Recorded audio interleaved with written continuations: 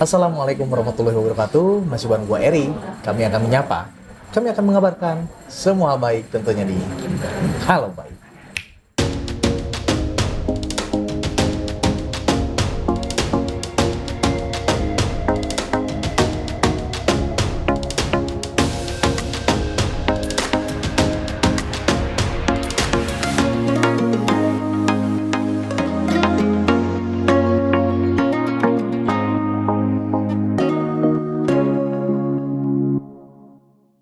Nah, lihat flyer ini kan?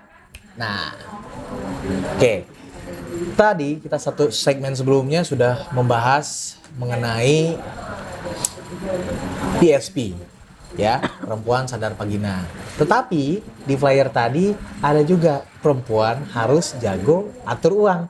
Nah, kini bersama saya hadir ini pakar literasi keuangan kita ya, karena kita sudah bikin segmen juga sama beliau. Beliau adalah seorang sociopreneur ya. Beliau juga punya certified financial planner. Di samping itu beliau juga ibu rumah tangga dan penggerak di foundation. Kita langsung saja dengan Kakak Santi. Ya, beliau punya hashtag Tanya Kak Santi. Ingat, Tanya Kak Santi. Oke. Yang menarik adalah ini masuk ke literasi keuangan nih Kak Santi. Kenapa? Kenapa? Pertanyaan yang pertama ya Kak ya. Kenapa perempuan harus jago atur uang? Nah, iya. Kenapa perempuan harus jago atur uang? Karena gini, perempuan itu kan kalau dia masih masa remaja, kemudian dia mulai lulus sekolah, berkarir, biasanya bisa apa? Ketemu jodoh kan. Yeah. Nah, kemudian mereka menikah. Menikah kemudian punya anak. Benar ya? Kan itu kan harus ada yang mengelola keuangan. Betul. Makanya sering dengar nggak? Ibu itu sama dengan Menteri Keuangan Keluarga. Oke. Iya. Iya kan? Iya. Jadi kalau di rumah urusan duit tanyanya ke ibu gitu. Urusan cari duit tanyanya ke bapak. Tapi itu dulu, kalau zaman sekarang sih dua-duanya udah sama-sama nyari Combine duit ya, ya, balance gitu ya. Tapi biasanya yang ngatur yang tahu nih biaya bulanan berapa, bayar sekolah anak berapa, itu ibu. Setuju. Dan pemasukannya berapapun, si ibu itu harus cermat mengatur keuangannya agar keuangan keluarga tidak boncos. Nah, Kak, menurut Kak Santi sendiri, ada istilah perempuan materialistis. Perempuan materialistis itu bener nggak sih adanya? Ya kalau ditanya bener adanya, ya mungkin ada yang seperti itu. Kalau nanyanya ke saya dari muda udah kerja. Oke. Dari muda saya udah mandiri. Jadi kalau ditanya, saya materialistis nggak? Ya kalau materialistis dari hasil sendiri, positif-positif aja dong. Yeah. Jadi materialistis itu bisa tergantung ngelihatnya dari sisi mana. Kalau itu menjadi motivasi untuk seseorang menjadi lebih maju karena dia mau bekerja keras, dia mencari peluang-peluang untuk memenuhi lifestyle yang dia inginkan, gitu, ya positif. Tapi kalau misalnya materialistis dalam arti dia lebih besar pasak daripada pemasukan gitu ya, ibaratnya itu jadi apa yang dibelanjakan sama yang uang masuk itu lebih besar dari apa yang dibelanjakan, itu menjadi negatif gitu. Oke. Nah, tadi saya sempat nyimak sedikit mengenai generasi sandwich. Nah, tadi juga kan mungkin ada beberapa pertanyaannya dari para peserta seminar. Generasi sandwich, itu generasi sandwich seperti apa sih Kak Santi? Oke, yang dikatakan generasi sandwich, kalau kita tahu sandwich itu kan terkenalnya makanan orang dari negara-negara barat ya. Jadi 2 lembar roti dijadiin satu, dalamnya diisi gitu ya. Yang terjepit apa? Isiannya itu kan ya. Oke, jadi kalau di sini adalah apa ya istilah bahasa Indonesia, roti tangkap atau roti jepit misalnya gitu kan. Nah, jadi ada yang terjepit gitu. Itu jadi dibilangnya ada generasi sandwich. Adalah apa? Itu biasanya terjadi di keluarga-keluarga muda yang baru membina keluarga, baru punya anak-anak.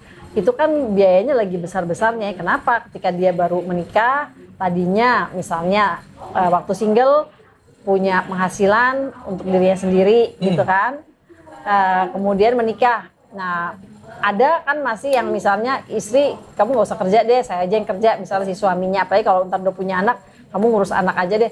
Jadi bayangin, tadinya 2 sumber penghasilan itu dipakai buat masing-masing. Ketika menikah jadi buat berdua, apalagi kalau yang satunya terus nggak kerja, berarti 1 sumber penghasilan untuk berdua. Terus nanti punya anak pertama jadi buat bertiga.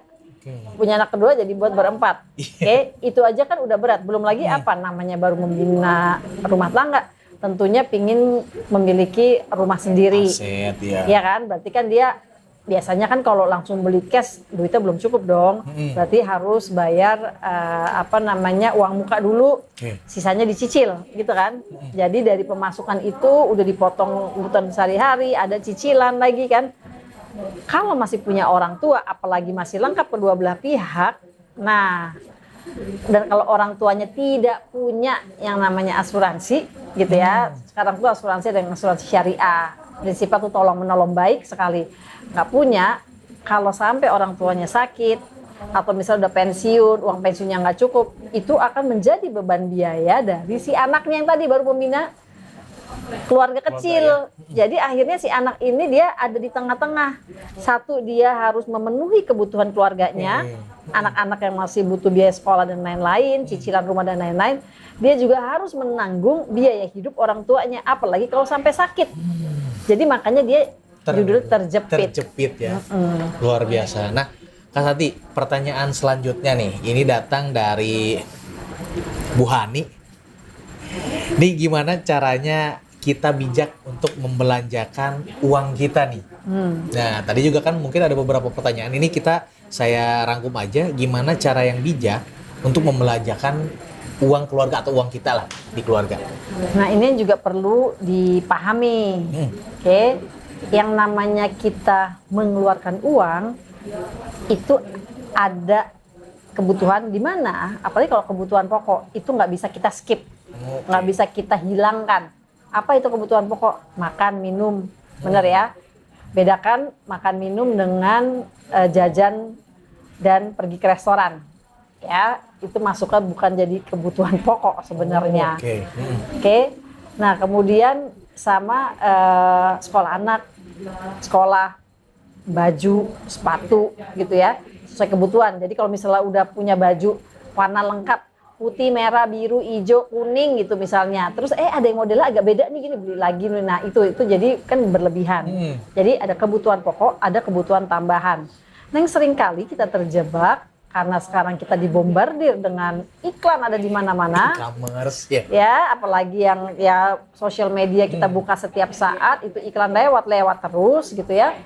Nah, itu jadi akhirnya kita kadang-kadang nggak inget bahwa itu yang kita belanjakan uang kita bukan lagi kebutuhan pokok, bahkan bukan kebutuhan tambahan, tapi lebih kepada keinginan.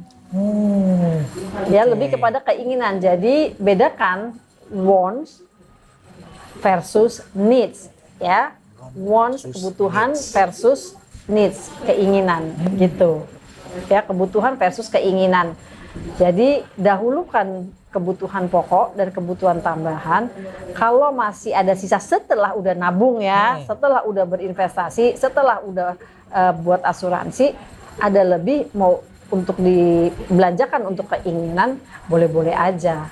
Tapi keinginan ini sebenarnya satu hal yang sebenarnya tidak penting sebenarnya, gitu loh. Harus ditekan mungkin ya, Kak? Iya, gitu. Ini tidak penting, kita dahulukan dulu nih, ini jangan sampai jadi kebalik. Gitu, ada iPhone baru, ngambilnya terus nyicil atau pay later, terus akhirnya itu dipenuhin dulu, sekolah anak belum bayar. Nah, gitu misalnya. Jadi memang mesti cermat dan bijak dalam membelanjakan uang kita. Oke, menarik ya. Jadi memang di segmen literasi keuangan itu kita akan kupas tuntas apa sih yang akan kita harus dahulukan, mana yang penting, mana yang kepentingan itu jadi bijak atau tambahan. Nah, jadi satu lagi Kak Santi. Ibu itu kan terkenal kalau di keluarga sebagai Menteri Keuangan. Nah, itu dari zaman dahulu kala. Bahkan sebelum saya menikah pun dari zaman bapak saya, kakek saya mengatasnamakan bahwa ibu atau nenek atau misalkan istri kita sendiri itu sebagai Menteri Keuangan. Itu seperti apa konteksnya, Kak? Iya, contoh kan biasa dibilang gini tadi ya, apalagi zaman dulu ya, bapak itu sebagai pencari dana gitu ya. Jadi pokoknya bapak taunya adalah dia menerima dana, menerima apa namanya, dia bekerja dia dapat gaji atau bisnis dapat profit gitu kan. Kemudian dia udah serahkan aja. Nih pokoknya si ibu udah mengajukan lah budgeting gitu ya. Budgetingnya adalah apa? Untuk biaya hidup, belanja bulanan, beras dan lain-lain, minyak goreng segala macam, biaya sekolah anak, listrik dan lain-lain gitu kan. Nah, pokoknya bapak bilang ya udah cukup, nggak cukup ya udah segitu gitu. Jadi kalau dibilang yang namanya Menteri Keuangan, dia harus memikirkan kan antara pemasukan dan pengeluaran. Kadang-kadang bisa jadi pengeluaran lagi tinggi. Contohnya misalnya gini, misalnya dia punya anak 3. Di waktu yang bersamaan satu masuk SD, satu masuk SMP, satu masuk SMA. Itu kan tiba-tiba di waktu yang sama ada beban biaya yang besar. Nah, nggak masuk nih gitu dengan gaji bulanannya si bapak gitu. Nah, inilah dibutuhkan seorang perempuan yang dia bisa mengatur keuangan dengan cermat dan bijak gitu. Iya. Makanya perempuan itu harus melek keuangan karena dia menteri keuangan di keluarga. Karena kalau misalnya dia tidak cermat dan bijak mengelola keuangannya, yang ada satu keluarga bisa ikut menderita gitu. Nah, jadi kalau misalnya ada yang belum paham gimana cara ngaturnya, simak video di atas. Nah, ini bagian bab pertama mengenai literasi keuangan. Ada porsi-porsinya tuh. Nah, sobat-sobat Halo Baik bisa lihat dan simak di sana. Nah, jadi untuk sobat-sobat Halo Baik ya, jangan lupa saksikan terus setiap episodenya Literasi Keuangan bersama Kak Santi, #tanya Kak Santi. Dan kalau misalkan sobat-sobat Halo Baik mau langsung bertanya, saya mau lebih private, ada di sini ya, atau bisa langsung ke yayasan, ke mfoundation.id, atau juga bisa komen ke Halo Baik. Nah, kita akan distribusikan. Oke, sukses terus buat M-Foundation, sukses juga buat kegiatan sosioprenernya. Semoga jadi berkah, semoga jadi amal pahala, dan banyak manfaat untuk kawan-kawan dan sobat-sobat yang ada di rumah. Amin, sukses juga buat Halo Baik dan terus bermanfaat mengabarkan berita-berita baik. Amin, terima kasih Kak Santi. Kalau gitu saya pamit, Kak Santi pamit. Salam juga. Duit, doa, usaha, iman, tawakal. Wassalamualaikum warahmatullahi wabarakatuh.